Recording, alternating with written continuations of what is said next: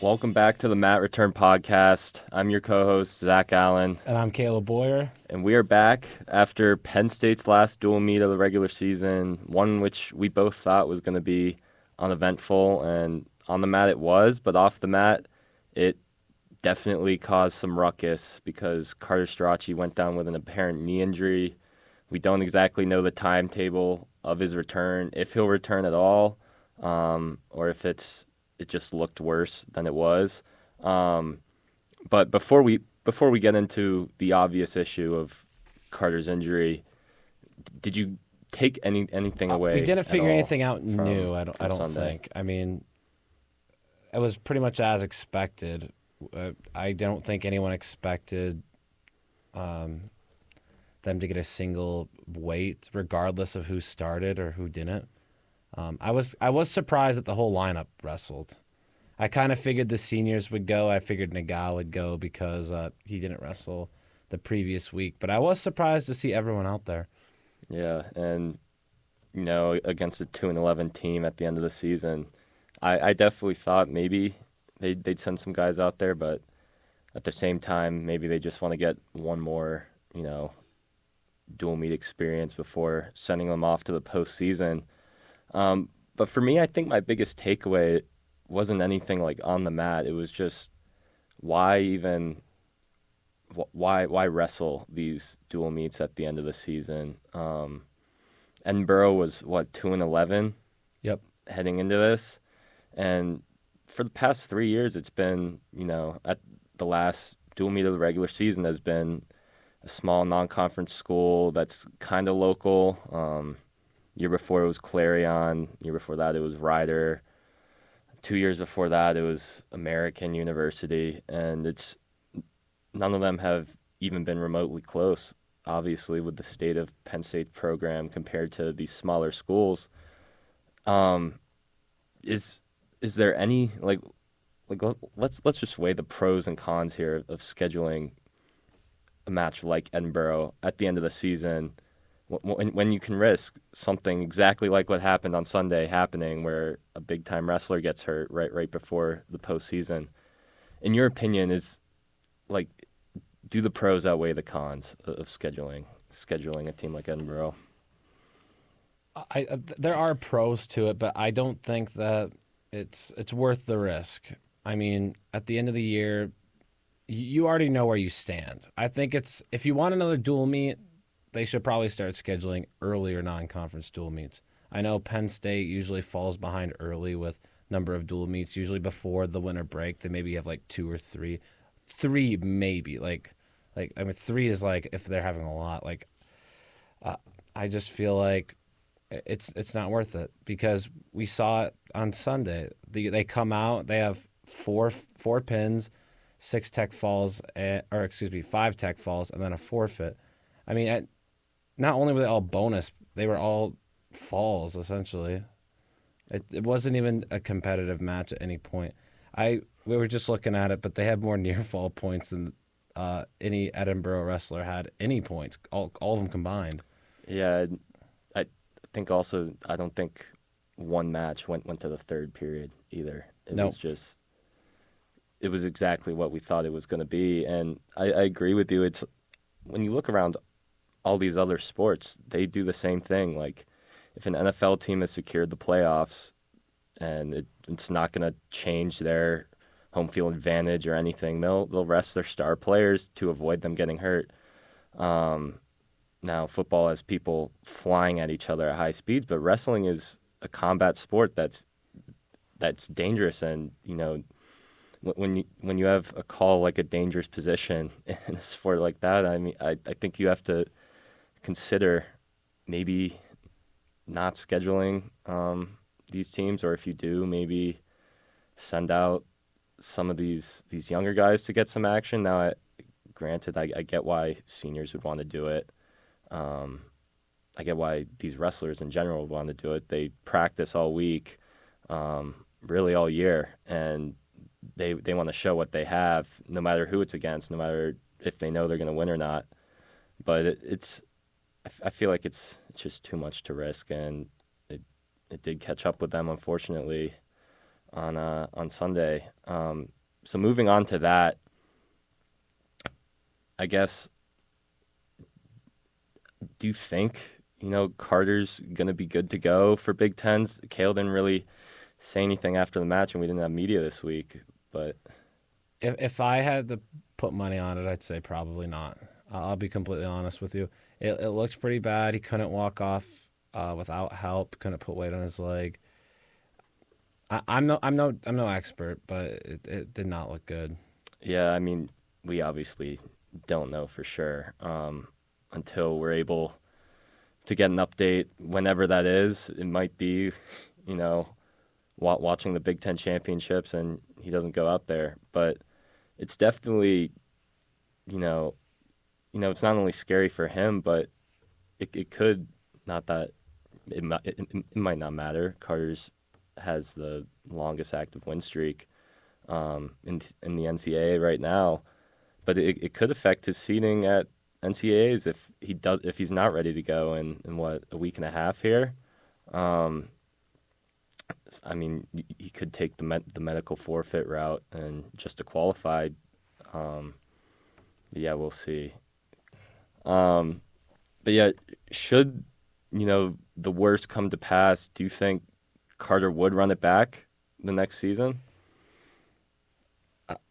I don't think so. He's Before the season he came in, it didn't seem he had that whole video announcement if you remember. It kind of sounded like this is it. Like this is his final year. It took him several weeks to deliberate and come up with whether or not he was even going to come back for this year.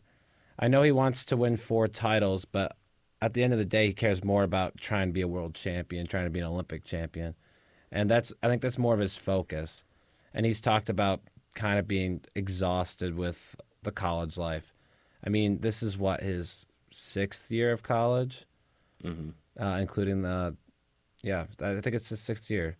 So it's got to wear on you a little bit. Yeah, I'd be tired of going to class too at this point. So I also agree. I think his sights are just much larger than being a 5-time NCAA. Well, if the worst comes to pass, it would be trying to be a 4-time NCAA champion next season. An Olympic gold is, well, we'll not go there yet. We'll see what happens with that if he qualifies. But that's what his sights are set on, in Olympic gold, and I think that holds much more weight than another NCAA championship. Yeah, he might just want to get healthy before Olympic trials are coming up. That too, and one of the ways to qualify for those is winning the NCAA championship, and then the other is the last chance qualifiers, which if this thing is he has to recover from for an extended period of time. He has really only a little bit over a month to prepare for that too. So Yeah, because they're in mid-April, I believe. yeah, I think I looked it up. It's like April 6th or 7th. Yeah, that So sounds right. yeah. But in the meantime, um, if he's not able to wrestle, if this is maybe the unfortunate end of his Penn State wrestling career, Terrell Barraclaw is probably the guy that's going to be wrestling for Penn State at the Big Ten Wrestling Championships.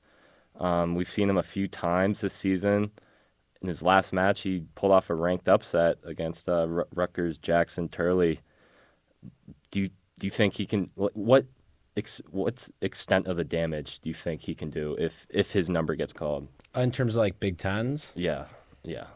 I don't think it'd be that outrageous for him to be competitive enough to maybe even win it. I mean, the guy who's second in the Big Ten, Shane Griffith, he almost beat him this year. He lost, I think, 2-1.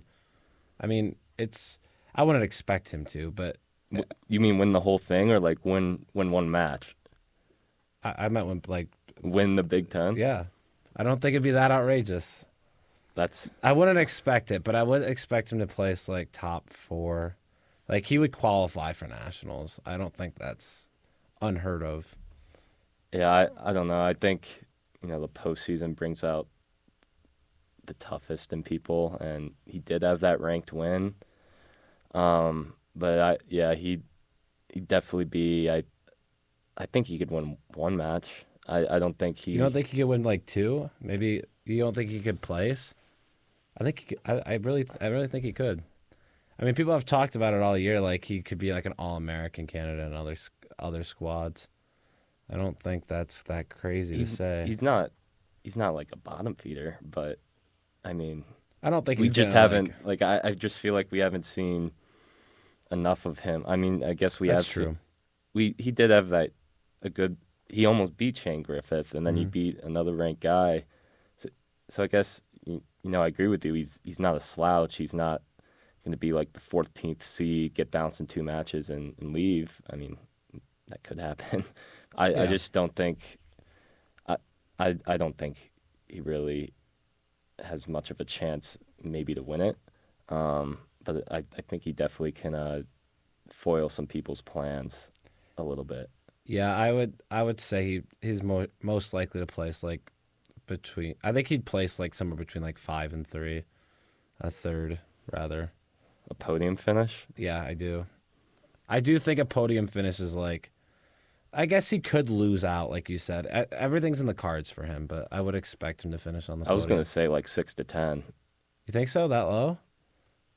I don't know. I don't know. He's also wrestling up a weight class That's too, true. which makes it tougher. Well, we haven't seen him in a few weeks, so I've who knows what weight he's even at right now. But Yeah, so that's also something to look out for. Again, that's probably the worst case scenario. A much more probable plan, I think, is Carter just entering the tournament and then medically forfeiting out of it, similar to what Nick Sirianno did in 2017. And that way he qualifies for the NCAA tournament and he can just continue to rehab. Um, but if there's no shot of that, I mean, I don't see why he'd do that.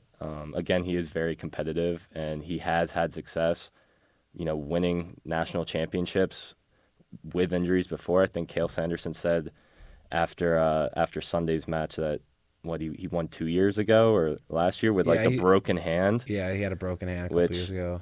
that's much different than leg where you kind of use that power to land a shot. But still, he's no stranger to adversity, and if there's even a slim possibility that he thinks he'll be able to wrestle, he's probably going to do it. So I personally think that's the most probable thing that's going to happen. Yeah, I would say if they come out and the news is really bad, like he cannot wrestle whatsoever, and like it could get worse if he wrestled, then we'll see Terrell. They'll probably get Terrell ready, having him get closer to that 174. But if the news is, oh, you might be able to wrestle for nationals, then I think they would have a medical forfeit out. Because if there's even a slim possibility he can return for that, he's going to try. And the unfortunate part about that is it could affect his. Well, he'd lose his win streak, Right. which would be an unfortunate way for it to go out. But also, it might hurt his chances at the Hodge Trophy, Yep. which I don't think is really. Again, this is all like conspiracy essentially. Like I don't think that's really at the forefront of his mind right now. I'm sure he'd like to have it, but he was one of the front runners, if not the front runner, and then they could use those two medical forfeit losses at the Big Tens against him, which would leave a few guys having a much higher chance, like Aaron Brooks, Keegan O'Toole, a couple other Penn State guys. So we'll see. It's really a big storyline now. I feel like that I just didn't really think of an injury happening at all during that last dual meet, Yeah. and now that it happened. That was the last thing on my mind when going to that duel. It was like, all right, predicting how much they're going to win by, and then you have something like that, and you never want to see for any athlete in any sport. But I'm sure we'll have some more answers in the coming weeks, and when we do, we'll update you guys first thing. But for now, that's all from us. We might see you on Zoom next week. It's spring break here, so we're all headed home. So we won't be in the studio if it happens.